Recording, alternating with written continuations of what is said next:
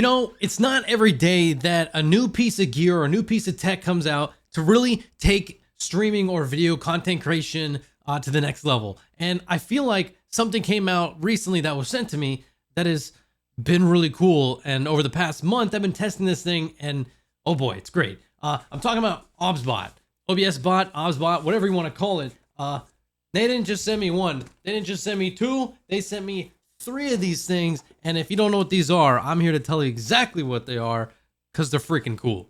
Now, inside each one of these packages is an Obsbot tail air, and it looks like this.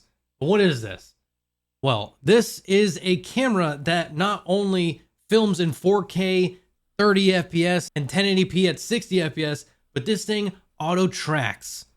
It rotates, it moves around, it does everything you need it to do to follow you, your pet, an object, whatever you want, man. This thing's smart. This thing can connect via NDI to your computer, your OBS setups, or you could just record directly to this thing. You could stream it to your phone. You could take your phone and stream to the internet, whatever you want, man. You have so many options when it comes to Obsbot tail air and what it offers you. And I have 3, and over the past month, I've been able to kind of play with them and find that they're super cool and they're super unique. Not only that, they have gestures that you can go ahead and have this thing sitting here and gesture to it, and it'll do things for you like zoom in or follow you or stop following you or start recording or pinch to zoom. This thing is insane. They're so cool.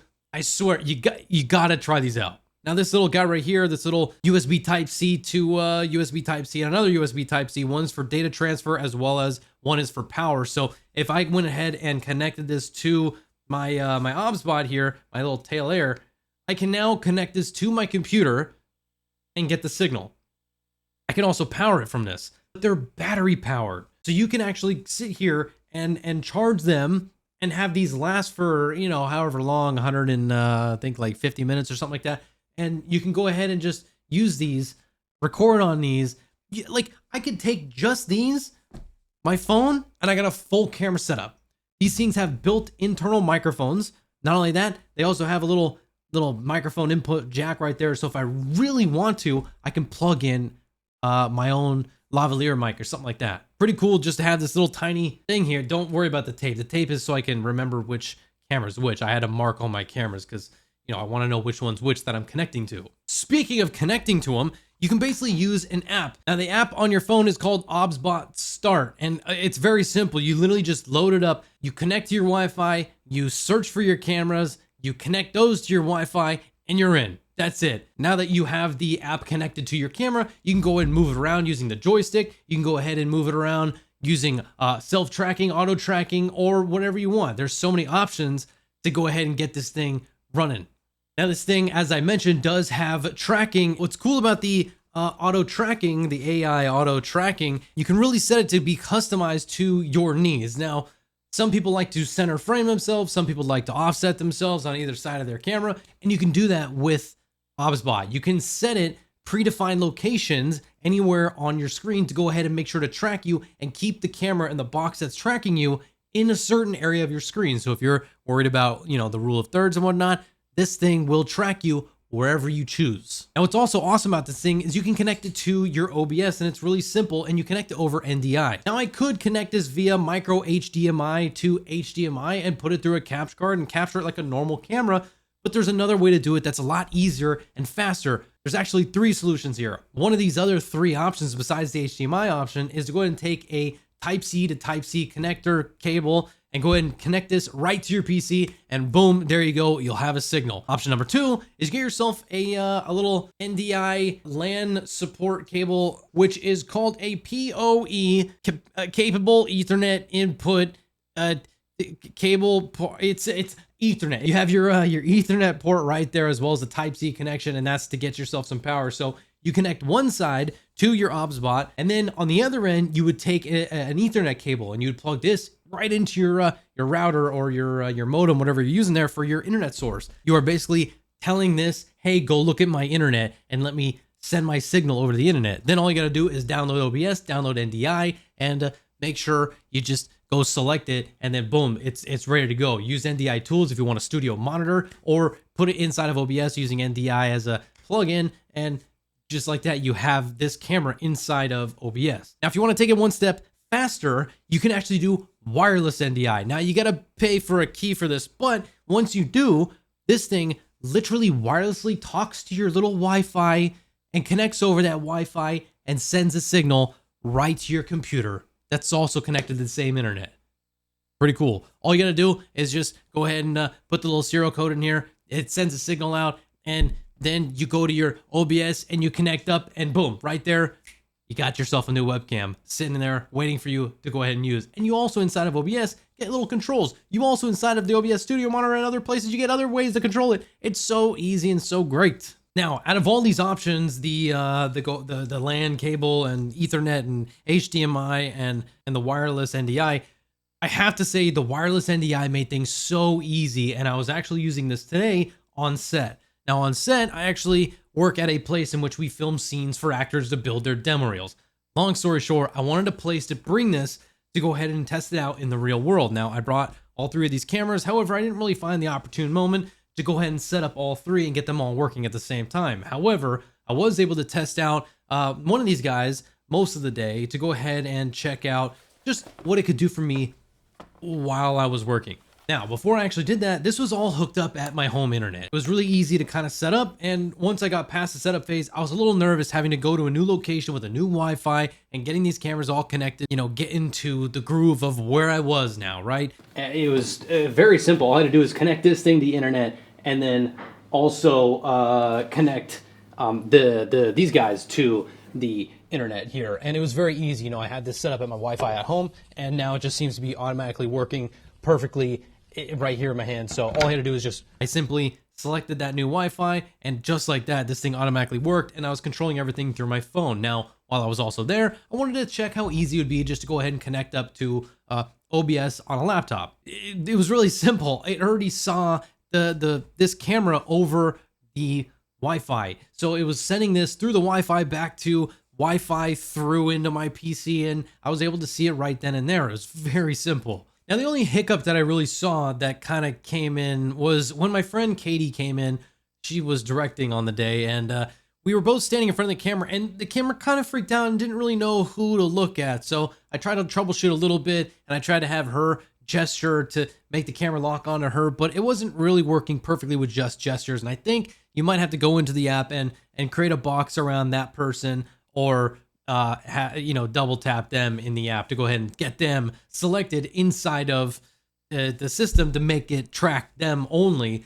However, it was going between the two of us, and it was kind of freaking out at who's who and who do I follow. And even though we looked very different, it still was having a little bit of a struggle there to determine who to follow.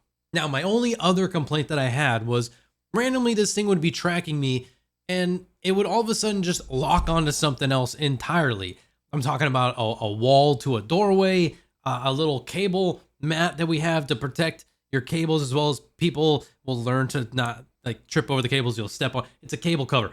It doesn't matter. Long story short, it kept tracking other things after tracking me because it would get confused for a moment while I'd go behind something or something like that. oh, a little too fast, huh? You're freaking out? Hey, I'm over here. I'm over here. I'm over here. Hey, track me back. Come back. Come back this way. Come on. You got me. Dude, it lost me for a sec. You saw that? Now, this thing is supposed to be able to track you through, you know, like the woods if you really want to, and it's able to re-pick you back up and continue along. Now, I think it'll work for the most part, but if there's other objects in your scene that look very similar to you, it might get a little confused as you are walking around. So when I walked through this doorway, I noticed that I didn't walk through fast enough, and it just kind of thought, oh, I need to track this instead. And it kind of left me behind, and I went off on my own. And then I could go over here to this set and, go be on this bar. Now, it kind of freaks out if it loses me behind this pillar like this. It's like, yo, where'd you go? And if I come back out, it's fine. If I cross through, it automatically sees me again, and it tries to track me. Now, this thing does only rotate 200, I think like 70 degrees or something like that. You can see the full rotation. It's facing me, the camera. And if I turn it all the way around, it doesn't quite make it 360. It's about 270, maybe more. Now, with that wireless NDI, or just, using these cables and using NDI on its own, another great thing is being able to connect multiple cameras. So with these other cameras, I'm able to have a full-on crazy big setup, having multiple different cameras looking at multiple different things and tracking multiple different things if I want to. So let's say, you know, I had a camera here that I dedicated towards maybe my pet cat or something like that. And maybe over here, I want this camera to only track me when, you know, I'm moving around in my space. And maybe this camera's just static looking out of a window. You could do whatever you want. Now, where I think this is going to be really cool is for people who want to do stuff like cooking shows or live streams or something like that that involves a multicam setup. And a multicam setup, this thing can do quite well. It's pretty cool. Now, hear me out that the app does not control all 3 cameras at once. That is a big thing that I learned, that I was like, oh, I can't connect all 3 of these cameras to the same app. I'm only able to connect one at a time. So I can sit here, turn on this camera, connect to it via my phone, and I can operate it, do everything I want. But then if I wanted to control my secondary camera, I had to log out of this camera, log into this camera, and control this one while this one's still doing its thing. Now, when I logged out of this camera from the app, it still keeps going and keeps tracking. Then I could connect to this one and get this one all situated and set up how I needed. One benefit to the wireless NDI setup is I can connect all 3 of these cameras to my my OBS setup on my PC, and I can set them all inside of a one big giant window and then literally see what they're all doing at any given time. Now, to control them, I would still have to go into the app individually and control them individually. Now, sometimes you can use a web browser or an app on your computer to adjust some settings, but not all the settings. Now, what's kind of cool is actually you can use a remote.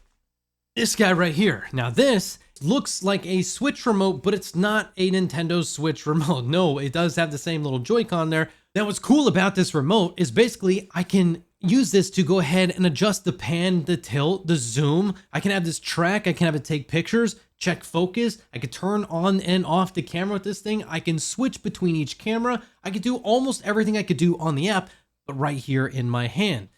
What is this button? I'm sorry, does this thing actually have a laser? This thing has a laser. This thing actually has like a laser, and obviously you don't want to flash yourself in the eye or whatnot, but what I was showing is that you can actually see this laser in action. So if I was sitting here and I wanted to go ahead and point at something and have like a little meeting, I could have that. It's also not it's not like a little tiny dot, it's like a circle, which is fairly interesting. I know this thing said it had a laser, I just didn't know it had a laser. It's kind of cool. So if I am using all 3 of my cameras and I'm outside or I'm in another space in which I can't sit there and go cycle through each camera via the app, now I just have this thing and I can quickly just go ahead and select the camera I want, move that one, select this camera, move that one, select that camera, move that one, all while looking at maybe a scene inside of OBS. And if I didn't really care, I could just see what they're doing and just kind of have an idea of like, okay, maybe it's looking in that direction and it's a wide FOV enough that I should be okay and I'm getting what I'm getting. All in all, what I'm saying here is this thing is fantastic. It has so many options for you to use